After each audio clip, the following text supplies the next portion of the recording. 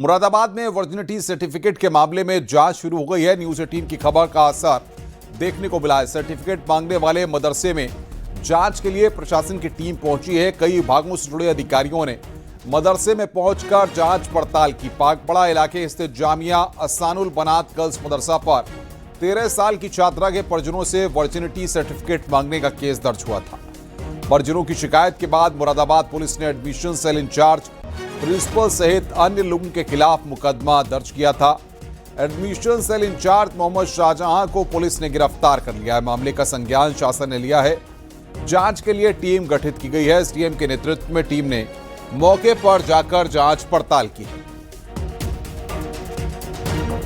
और बातचीत करने के लिए हमारे संवाददाता विशाल सक्सेना हमारे साथ फोन लाइन पर जुड़ रहे हैं। विशाल, क्या निकलकर इस पूरे मामले में सामने आया और जांच टीम ने क्या कुछ कहा है? देखिए, बिल्कुल आपको बता दूं, मुरादाबाद के पागवाड़ा क्षेत्र का ये मामला है, जहां पागवाड़ा क्षेत्र में मदरसा कॉलेज हैगा। वहां का ये पूरा जामिया मदरसा कॉलेज है। वहां का ये पूरा मामला हैगा, जहां एक 7वीं क्लास की जो बच्ची थी, उसका 8वीं में एडमिशन होना था।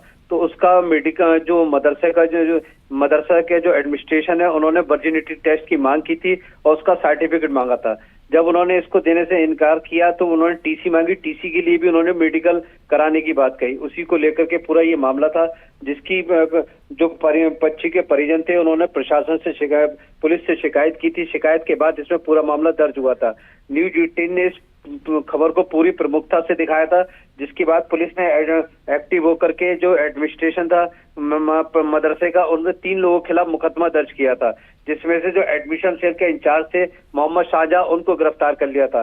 फिलहाल पुलिस, अब जो मुरादाबाद प्रशासन की टीम है, वो जांच के लिए एसडीएम सदर राममोहन मीणा और अन्य विभागों के साथ जो अधिकारी जो है वो जांच के लिए मदरसा पहुंचे हैं और अब इस पूरे मामले की वो जांच कर रहे हैं।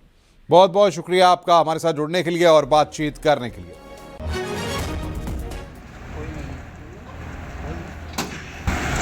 और आइए अब आपको बताते हैं कि आखिर क्या था ये पूरा मामला। इस रिपोर्ट के जरिए आप देखिए जरा।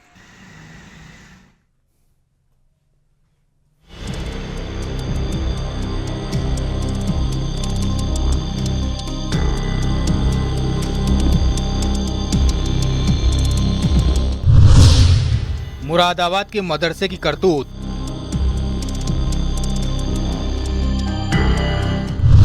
बच्ची से मांगा वर्जिनिटी का सबूत। सदमे में बच्ची और परिवार।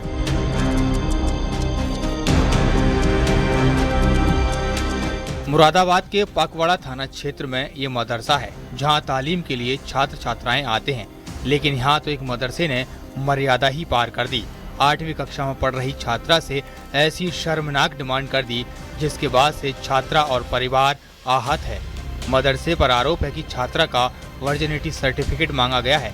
बच्ची के परिजनों के मुताबिक मदरसे ने बच्ची के चरित्र पर सवाल खड़े करते हुए उसे मदरसे से निकाल दिया। ये भी साफ कर दिया कि मदरसे में दोबारा तभी एंट्री मिलेगी जब वर्जिनिटी सर्टिफिकेट जमा किया जाएगा।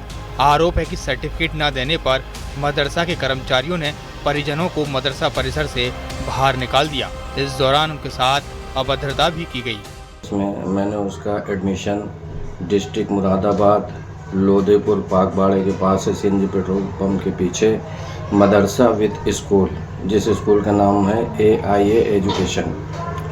मैं अपनी बेटी को मदरसे में वहाँ पढ़ती है और मैं जो है, मेरी वाइफ की जो है, उनकी अम्मी की तबीयत ख़राब हो गई थी ज़्यादा, तो वो अपने मायके यानी इलाहाबाद शहर अपने माँ से मिलने गई थी, देखने गई थी।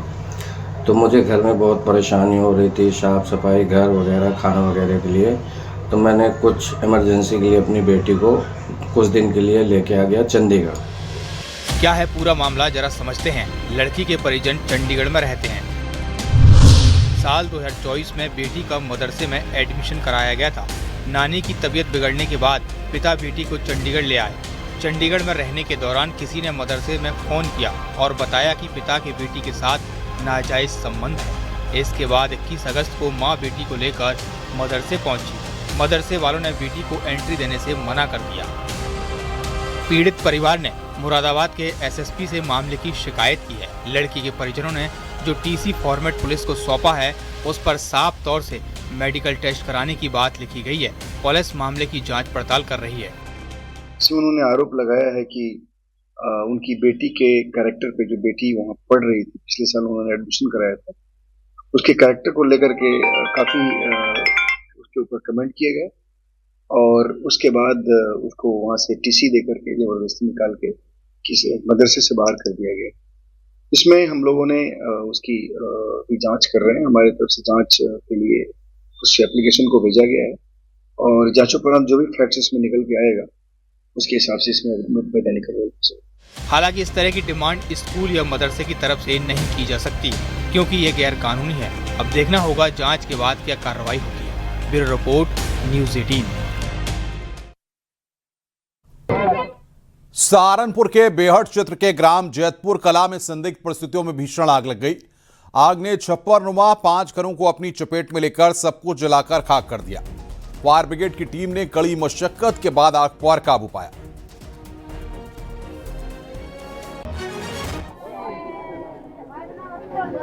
तो ये तस्वीरें इस वक्त हम आपको दिखा रहे हैं। आग लगने का कारण अब तक स्पष्ट नहीं है, लेकिन ये तस्वीरें इस वक्त आपकी स्क्रीन पर। 5 घरों में भीषण आग लगी है।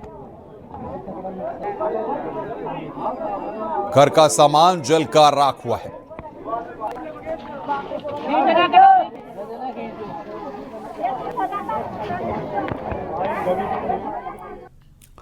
अंबेडकर नगर के बसखारी थाना क्षेत्र के अशरफपुर के चौचा में स्थित मोटर पार्ट की दुकान में देर रात आग लग गई। सूचना पर पहुंची फायर ब्रिगेड ने कड़ी मशक्कत के बाद आग पर काबू पाया।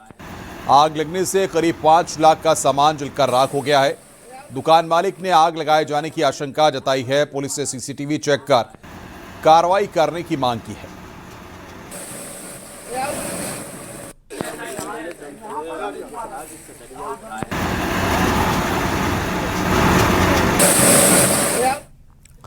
खबर बरेली से है। मौलाना तौकीर रजा के करीबियों पर प्रशासनिक कार्रवाई का सिलसिला लगातार जारी है।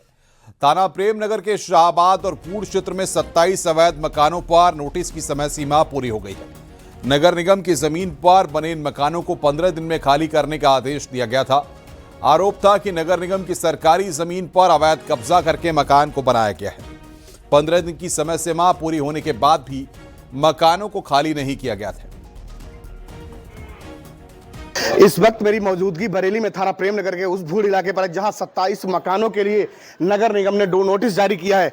9 अक्टूबर को नोटिस जारी किया गया था इन मकानों के लिए और ये कहा गया था कि 15 दिन के अंदर मकानों को इनको खाली कर दिया जाए। मियाद पूरी हो चुकी है, 15 दिन का वक्त जो है वो गुजर चुका है और अब जो है मियाद पूरी होने के बाद नगर निगम इस पर कड़ी कार्रवाई करने की बात कह रहा है। क्योंकि जो 27 मकान है इन पर सीधे आरोप लगाया गया है कि इन लोगों ने जमीन, जो नगर निगम की जमीन है, उस पर अवैध कब्जा करके इन मकानों को बना लिया है और इसी आधार पर नगर निगम प्रशासन ने इनको अब से 15 दिन पहले 9 अक्टूबर को नोटिस जारी किया था और मियाद उसकी पूरी हो गई है। नगर निगम के अधिकारी इस पर नजर बनाए हुए हैं। इसके साथ साथ ये वो तमाम लोग हैं, इनके लिए घर जो थे खाली करने का आदेश दिया गया था, लेकिन घर नहीं खाली किए गए। इन लोगों का साफ तौर पर यही कहना है कि वो यहाँ पर रह रहे थे, उनके पूर्वज यहाँ पर रह रहे थे, बरसों से रह रहे थे, इसलिए मकान ये खाली नहीं करेंगे। मेरठ में सेंट्रल मार्केट कॉम्प्लेक्स को ध्वस्त किया जा रहा है। सुप्रीम कोर्ट के आदेश पर बुलडोजर वाली कार्रवाई जारी है। एक्शन से पहले तमाम व्यापारियों से परिसर को खाली करा लिया गया था। मौके पर भारी पुलिस फोर्स तैनात की गई है। पूरे इलाके की ड्रोन से निगरानी की जा रही है।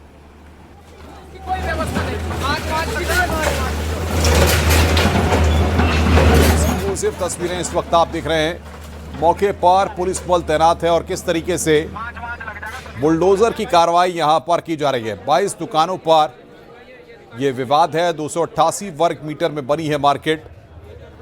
आवास के लिए आवंटित हुई थी जमीन। व्यावसायिक निर्माण वहां पर किया गया। अवैध निर्माण पर यह कार्रवाई जारी है। तो समझा जा सकता है कि उनके जीवन भर की जो कमाई थी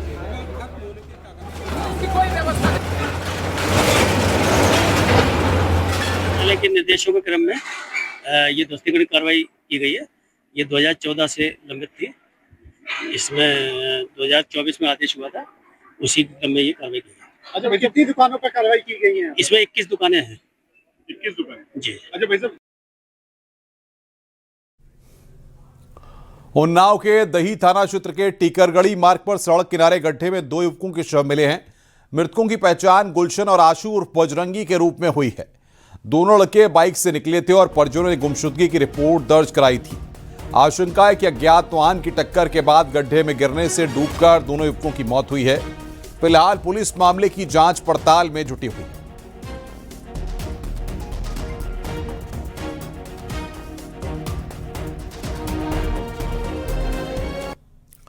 गोरखपुर से खबर है, गोर्रा नदी में आज सुबह करही घाट पर यात्रियों से भरी नाव डूब गई।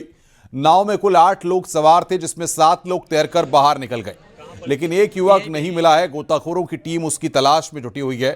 हादसा सुबह करीब 11 बजे करही घाट पर हुआ है। कुछ लोग नाव के माध्यम से नदी पार कर रहे थे। वहाँ पे नाव पलट जाने की वजह से लोग डूब रहे थे, तो 4 लोग तो बच गए हैं, बट एक लड़का 15 साल का वो अभी हमें मिल नहीं पाया है। उसके लिए एनडीआरएफ टीम आ रही है, वो अभी पूरा तलाश करेगी बच्चे की। चाहेंगे सकुशल बरामद हो और परिजनों को हम लोग दे सकें। कहा जा रहा है कि नाविक नशे की हालत में धुत था। जी, इससे जानकारी आके लोकल लोगों ने हमें जानकारी दी है कि नाविक नशे में था और जो नाव की स्थिति थी वो भी खराब थी। इसके लिए पूरी तरीके से जाँच करके जो भी दोषी पाए जाएंगे उनके खिलाफ सख्त से सख्त कार्रवाई की जाएगी।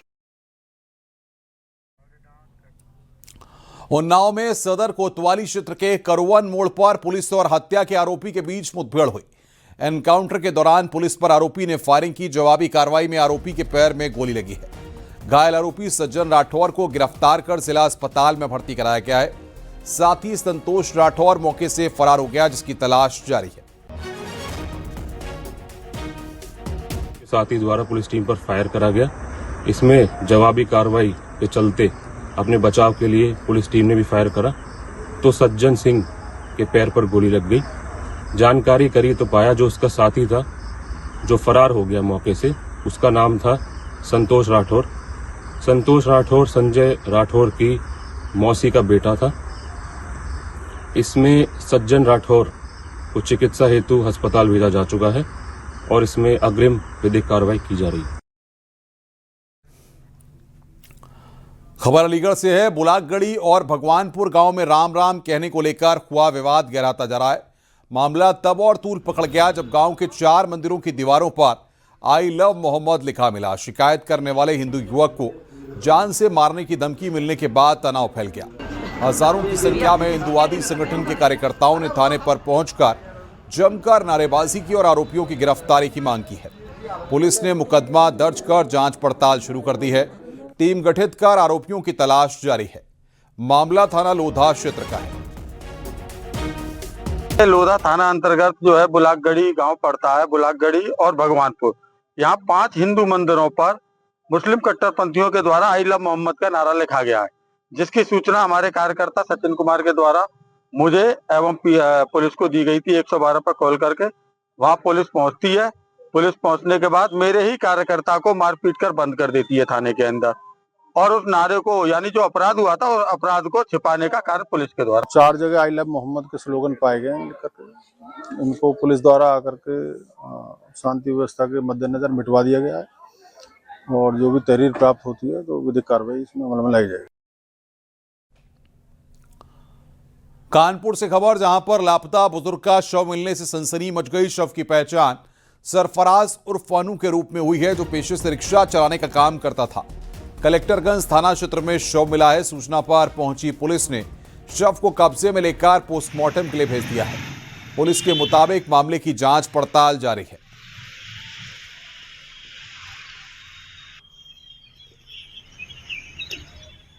थाने पर एक डेड बॉडी की सूचना मिली, जो माल गोदाम रोड है सीपीसी कॉलोनी के पास। एक बॉडी जो 3-4 दिन पुरानी देखने से प्रथम दृष्टया लग रही थी, वो मिली। मौके पर एफएसएल की टीम और स्थानीय पुलिस आई। साक्ष्य संकलन की कार्रवाई की गई है तथा बॉडी को पंचायतनामा कर पोस्टमार्टम के लिए भेज दिया गया है। खबर देवरिया से है, जहां पर महर्षि देवरहा बाबा मेडिकल कॉलेज के सैकड़ों सफाई कर्मचारी हड़ताल पर हैं, जिससे सफाई व्यवस्था ध्वस्त हो गई है। हड़ताल सदर कोतवाली पुलिस के खिलाफ चल रही है। दरअसल 6 अक्टूबर को मेडिकल कॉलेज की 5वीं मंजिल पर बनी पानी की टंकी में एक इंजीनियर का शव मिला था। पोस्टमार्टम रिपोर्ट में इंजीनियर की हत्या की बात सामने आई है। इसी मामले में सदर कोतवाली पुलिस ने अज्ञात हत्या का मुकदमा दर्ज किया और जांच पड़ताल में पुलिस मेडिकल कॉलेज के सफाई कर्मचारी और सुरक्षा कर्मियों को उठाकर ले जा रही है। सफाई कर्मचारियों का आरोप है कि लगातार उन्हें टॉर्चर किया जा रहा है। इसी मामले में कर्मचारी हड़ताल पर गए। हमारी सिद्धराव मेडिकल कॉलेज में 6 अक्टूबर को लाश मिली पानी टंकी में। पुलिस जांच पड़ताल कर रही है और उसमें हम लोग को भी बुलाया जा रहा है। अब थाना में बुला के हम लोग को मारपीट पूछ रहे हैं लोग। हम लोग को पता ही नहीं है तो हम लोग क्या बताएं। कौन प्रताड़ित कर रहा है आपको? वहाँ पुलिस सादे ड्रेस में है लोग, वो ले जा रहे हैं लोग, अकेले मार रहे हैं लोग, अब पूछ रहे हैं लोग। आज आप लोग क्या कर रहे हैं? आज इसीलिए धरना प्रदर्शन में हम लोग बैठे हुए हैं ताकि हम लोगों को कोई भी सफाई कर्मियों को परेशान न किया जाए। हम लोग काम से खुद ही फुर्सत नहीं मिलता है। अब तक कितने लोगों को पुलिस यहाँ से उठा के ले गई, प्रताड़ित की है? अभी नाइट वालों को 10-10 लोग को लेके जा रहे हैं लोग। प्रयागराज से खबर है, जहां पर गंगानगर जोन के अंडिया थाना क्षेत्र में एक युवक ने पीट कर पत्नी को मौत के घाट उतार दिया। हत्या के बाद आरोपी भागने की फिराक में था, मगर आसपास के लोगों ने आरोपी को पकड़कर पुलिस के हवाले कर दिया। मृतका के मायके वालों ने आरोपी पति समेत जेठ और ससुर के खिलाफ अंडिया थाने में तहरीर दी है। आर्थिक स्थिति ठीक नहीं होने पर पति पत्नी में अक्सर विवाद होता था। पीट कर गंभीर रूप से घायल कर दिया था, जिसकी सूचना पर तत्काल मौके पर थाना पुलिस पहुंची तथा घायल खुशबू को तत्काल CHC ले जाया गया, जहां पर डॉक्टर द्वारा उसे मृत घोषित किया गया। शव को पंचायतनामा भर पोस्टमार्टम की कार्रवाई की जा रही है। हाथरस में जहरीला प्रसाद खाने से एक महिला की मौत हो गई। इस घटना में कई अन्य महिलाएं, पुरुष और बच्चे भी फूड पॉइजनिंग का शिकार हुए हैं। सभी का इलाज सामुदायिक स्वास्थ्य केंद्र और आगरा के अस्पतालों में चल रहा है। घटना सिकंदराव के माधुरी गांव की है, जहां 21 अक्टूबर की शाम गांव के मंदिर में मिठाई के 3 डिब्बे मिले थे। गांव की महिलाओं और पुरुषों ने इसे प्रसाद समझकर भगवान को भोग लगाया और आपस में बांटकर खा लिया। अगले दिन 22 अक्टूबर को भी मंदिर पर खोए की मिठाई के डिब्बे मिले, फिर से प्रसाद के रूप में वितरित किया गया और बच्चों, महिलाओं, पुरुषों ने खाया। शाम से ही प्रसाद खाने वाले लोगों की तबीयत बिगड़ने लगी। हालत बिगड़ने पर उन्हें इलाज के लिए अलग अलग जगहों पर ले जाया गया। 23 अक्टूबर को कुछ गंभीर मरीजों को आगरा रेफर किया गया।